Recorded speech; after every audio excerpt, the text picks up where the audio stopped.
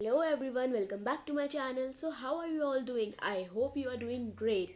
So today we are going to continue with the topic of roadways, but before that I really want to request you a thing, that if you like this video, please give it a thumbs up. For more such videos, subscribe to my channel and hit on that notification bell for getting updated whenever I will put a new video. And if you have any queries related to this chapter, you may ask it in the comment section. And yeah, I want to say something or tell something, that if you haven't watched my previous videos, part 1, part 2, part 3rd, then I will provide the links in the description box so you can check them out. So this is the part 4th and we are going to continue. So guys, let's move to the next topic, which is roadways. Roadways क्या होती है? सड़कें. ठीक है, वहाँ पर क्या चलते हैं? जैसे कि कार्स होती हैं, कार्स चलती हैं, या फिर आपने क्या देखा है, जैसे कि चलती है मोटर बाइक्स चलती हैं, स्कूटर्स चलते हैं, है ना, बहुत सारे व्हीकल्स चलते हैं. The most commonly used means of transport especially for short distances are roads. अच्छा एक बात बताओ, आप स्कूल जाते हो, अभी हम स्कूल का एक टॉपिक लेते हैं अभी के लिए. जैसे अगर आप स्कूल जा रहे हो तो एक बात बताओ, आप किससे जाओगे? आप एरोप्लेन से जाओगे स्कूल? एरोप्लेन से जाओगे क्या आप स्कूल? नहीं ना. या फिर आप क्या किससे जाओगे? या फिर आप बोट से जाओगे, शिप से जाओगे, किससे जाओगे? आप नॉर्मली या तो एक कार से जाओगे, या पैदल जाओगे, या फिर बाइक से जाओगे, साइकिल से जाओगे, बस से जाओगे, इनसे ही जाओगे. तो आपने इन सबसे एक चीज़ नोटिस की कि ये जितने भी हैं, ये जितने भी मैंने एग्जांपल दिए, कार, बस और बाइक, स्कूटर्स और साइकिल, जितने भी एग्जांपल दिए वो सारे रोडवेज थे. ये सारी चीज़ें आपने नोटिस की. अच्छा ये बताओ, आप किससे जाते हो स्कूल? आप किससे जाते हो स्कूल? आप जाते होगे, इन्हीं से जाते होगे, आप भी रोडवेज ही जाते हो, एयरवेज से, या फिर वाटरवेज से तो नहीं जाते ना, रेलवेज से तो नहीं जाते ना, आप रोडवेज से ही तो जाते हो. फिर नेक्स्ट यहाँ पर है, दे कैन बी मेटल्ड पक्का एंड अनमेटल्ड कच्चा. अच्छा, आपने इससे एक और चीज़ मेरे को याद आई कि आपने कच्चा हाउसेस और पक्का हाउसेस पढ़े हैं. कच्चा हाउसेस क्या होते हैं? जैसे कि जो उससे बने होते हैं, स्टिक्स से या फिर वुड से बोल सकते हैं हम, है ना, मतलब थोड़े कच्चे होते हैं, वो पक्के नहीं होते. अब पक्के क्या होता है? जो सीमेंट वगैरह से बनते हैं ना.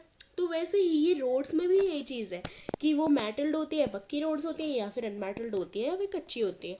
जैसे कि मिट्टी वाला आपने कई बार रास्ता देखा होगा ना, जहाँ पे मिट्टी मिट्टी होती है, वहाँ से आप जाते हो, वो अनमेटल्ड है, वो कच्चा है. बट क्या है, पक्का कौन सा है? जैसे रोड्स, ये जो यहाँ पे दी हुई है ना रोड्स इस फिगर में, ये है पक्का और metal, whatever you want to say. Then is the plains have a dense network of roads. ठीक है, फिर है roads have also been built in terrains like deserts, forest and even high mountains. Roads बहुत सी जगहों पे बनी जाती है, जैसे डेजर्ट्स में, फॉरेस्ट में, हाई माउंटेन्स में, अलग अलग जगहों पे बनी जाती है. फिर है Manali Leh highway in the Himalaya mountain is one of the highest roadways in the world. ये बहुत इंपॉर्टेंट है. You can mark it or write it, whatever you do. If you make notes you can write it, and if you mark it only in books then you can do it. Then है कि roads built underground are called subways or underpass. Flyovers are built over raised structures. ये भी important part है कि क्या है, यहाँ पे दिया हुआ है मनाली लेह हाईवे जो है, जो हिमालयन माउंटेन में है, ये बहुत बड़ी रोडवे है. वर्ल्ड की एक वर्ल्ड में बहुत सारी रोड्स आती है ऐसे, तो उनमें से एक है मनाली लेह हाईवे. फिर है जो रोड्स अंडरग्राउंड बनाई जाती हैं उन्हें बोलते हैं सबवेज या फिर अंडरपाथ्स. ओके, फिर या सो आप यहाँ पर देख भी सकते हो, मैंने आपको ये बताया था ना मेटल्ड और अनमेटल्ड के बारे में, पक्का हाउसेस और कच्चा हाउसेस, सॉरी रोड्स के बारे में. तो यहाँ पर एग्जांपल है, ये जो है ना, ये वाले ये है पक्का रोड्स और मेटल रोड्स, और ये जो है वो है कच्चा रोड्स या फिर unmetalled roads. So now let's move to our next topic which is railways. Railways क्या होती है, जैसे हमने रोडवेज का पढ़ा, उसमें क्या होती हैं, सड़क होती है, रोड्स होती है। वैसे ही रेलवेज में क्या होगा, रेलवेज में रेलवे लाइंस होंगी। जैसे कि अब क्या है, मेट्रोज है, ट्रेन्स है, वो रेलवे के एग्जाम्पल है। Now let's start reading it. The railways carry heavy goods and people over long distances quickly and cheaply. एक तो क्या होता है, जो रेलवे होते हैं वो बहुत ज़्यादा सस्ते होते हैं, और दूसरी बात क्या होती है, अपनी डेस्टिनेशन पे बहुत जल्दी पहुंचा देते हैं। The invention of the steam engine and the industrial revolution helped in speedy development of rail transport. ये भी एक इम्पॉर्टेंट पॉइंट है कि जो स्टीम इंजन का इन्वेंशन हुआ है और जो इंडस्ट्रियल रेवोल्यूशन हुआ है, उसने क्या किया है, रेल ट्रांसपोर्ट में को हेल्प की है। कैसे हेल्प की है, स्पीड डेवलपमेंट में उसकी हेल्प की है। फिर यहाँ है diesel and electric engines have largely replace the steam engines. अब पहले क्या था, पहले डीजल और इलेक्ट्रिक इंजन्स यूज होते थे, बट अब क्या है, अब स्टीम इंजन्स यूज होते हैं। फिर and places super fast trains have been introduce to make the journey faster. अब जैसे कि ट्रेन्स है, वो भी वही यहाँ पे उसको भी वहाँ पर और थोड़े सा लेवल हाई कर दिया है, उसको सुपर फास्ट ट्रेन्स बना दिया है। कई जगहों पर क्या हुआ है, सुपर फास्ट ट्रेन्स इंट्रोड्यूस की हैं, जिससे बहुत जल्दी पहुंच सकते हैं हम अपनी डेस्टिनेशन पर। फिर the railway network is well developed over the plane area, ये भी एक इम्पॉर्टेंट पॉइंट है। फिर है advance technology skills have enabled laying of railway lines in difficult mountain terrains also, ये भी एक इम्पॉर्टेंट पॉइंट है कि क्या है, अब आपने देखा होगा, अगर आप कहीं ट्रेन से, मेट्रो से, किसी से भी अगर आप जाते हो, तो आपने देखा होगा कई बार क्या होता है, एक माउंटेन ट्रेन से भी आपकी जो पास हो जाती है ट्रेन या मेट्रो, उससे भी वो पास होती है ना, एक टनल टाइप का कुछ दिखता होगा, उससे वो पास होती है। But these are very sorry much fewer in number, बहुत कम होती है नंबर्स में। Indian railway network is well developed, it is the largest in Asia, ये भी एक इंपॉर्टेंट पॉइंट है कि जो इंडियन रेलवे है वो डेवलप्ड है, अच्छे से डेवलप्ड है, और ये लार्जेस्ट है एशिया में, ये भी एक इंपॉर्टेंट पॉइंट है। नाउ यहाँ पर डू यू नो है, इसको एक बार रीड कर लेते हैं। The train from Xining to Lhasa runs at an altitude of 4,000 meter above sea level and the highest point is 5,072 meters. ये भी एक इम्पॉर्टेंट पॉइंट है, you may write it down और note it down whatever you want to. Then again फिर यहाँ पे एक और डू यू नो बॉक्स है, you can read it, but let's read it together. यहाँ पर है the trans Siberian railways, the longest railway system connecting Saint Petersburg in western Russia to Vladivostok on the Pacific coast.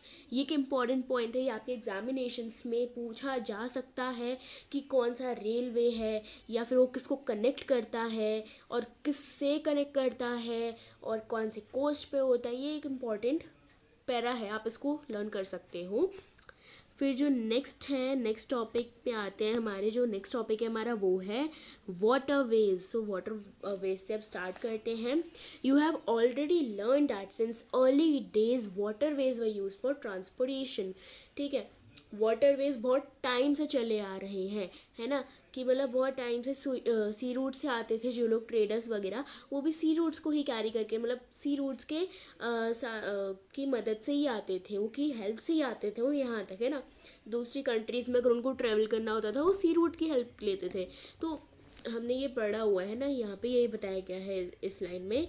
फिर है waterways are the cheapest for carrying heavy and bulky goods over long distances. अब waterways है, क्या होता है, boats होती हैं, ships होती हैं, तो वो क्या कर सकती हैं, एक तो ये बहुत सस्ती होती है, दूसरी बात क्या होती है, ये जितना भी कितना भी हैवी सामान हो उसको भी वो कैरी कर सकती है बहुत टाइम तक, बहुत लॉन्ग डिस्टेंस तक। अगर हमें दूसरे पार जाना है तो बहुत हेल्पफुल होते हैं ये।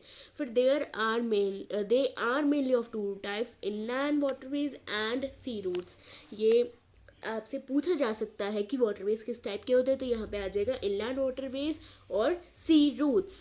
फिर है कि यहाँ पर लिखा है, फिर navigable rivers and lakes are used as inland waterways। फिर यहाँ पे एग्जाम्पल दिया है, some of the important inland waterways are the Ganga Brahmaputra river system, the great lakes in North America and the river Nile in Africa. ये यहाँ पर आपको examples दिए हुए हैं, इसको आप लर्न कर सकते हो। फिर यहाँ पर है sea routes and oceanic routes are mostly used for transporting merchandise and goods from one country to another. ये क्या है, अब यहाँ पे जो सी रूट्स हैं, सॉरी, जो यहाँ पर सी रूट्स हैं उनको इससे क्या पता चल रहा है, दूसरा नेम है ओशियनिक रूट्स. देन है कि ये हेल्प करते हैं, हम क्या कर सकते हैं, इनको वन प्लेस से अनदर, यानी एक प्लेस से दूसरी प्लेस पर लेके जा सकते हैं, एक कंट्री से दूसरी कंट्री तक. These routes are connected with the ports. ये किससे कनेक्टेड होते हैं, ये पोर्ट से कनेक्टेड होते हैं. Some of the important ports of the world are Singapore and Mumbai in Asia, New York, Los Angeles in North America, Rio de Janeiro in South America, Dubai and Cape Town in Africa, Sydney in Australia, London and Rotterdam in Europe. Can you name some more ports of the world?